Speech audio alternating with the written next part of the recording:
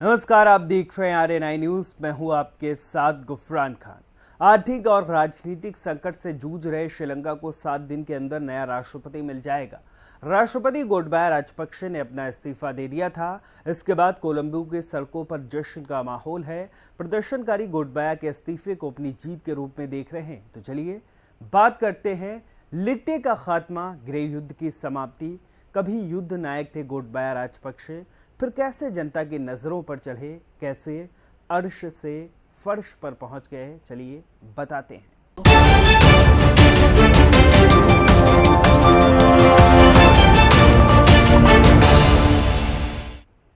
श्रीलंका में गोटबाया राजपक्षे को किसी जमाने में युद्ध नायक कहा जाता था। उग्रवादी संगठन liberation tigers of Tamil email को कुचलने और लगभग 30 साल तक चले गृह युद्ध को खत्म करने का श्रेय उन्हें हासिल है। लेकिन आज गोटबाया को उन्हीं लोगों के आक्रोश का सामना करना पड़ रहा है जिन्होंने कभी उन्हें सिर आंखों पर बैठाया था। गोटबाया ने राष्ट्रपति पद से इस्तीफा ऐसे वक्त में दिया जब देश की अर्थव्यवस्था को गर्द में ले जाने का जिम्मेदार उन्हें ठहराते हुए प्रदर्शनकारियों ने उनके आधिकारिक आवास पर कब्जा जमा लिया था। श्रीलंका 1948 में ब्रिटेन से आज़ादी के बाद के सबसे गंभीर आर्थिक संकट का सामना कर रहा है।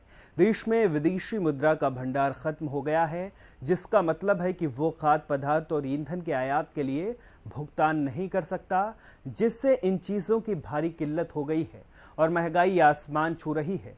महिंदा के कार्यकाल में चीन ने श्रीलंका में बुनियादी ढांचा परियोजनाओं में निवेश करना शुरू किया था। आलोचकों का कहना है कि महिंदा के कारण देश के चीन के कर्ज के जाल में फंसना शुरू हो गया था। महिंदा के कार्यकाल में चीन ने हम्बनटोटा बंदरगाह के लिए कर्ज दिया और कर्ज ना चुका पाने के कारण देश ने उन्हें 99 साल के पट्टे पर बीजिंग को सौंप दिया था। श्रीलंका हिंद महासागर में अपनी अहम सामरिक स्थिति के कारण समुद्री मार्गों पर व्यापार करता है और ऐतिहासिक रूप से महत्वपूर्ण रहा भी है, और चीन भी हिंद महासागर में तेजी से अपना दबदबा बना रहा है। श्रीलंका से भागकर मालदीव पहुंचे पूर्व राष्ट्रपति गोटबाया राजपक्षे अब सिंगापुर पहुंच गए हैं।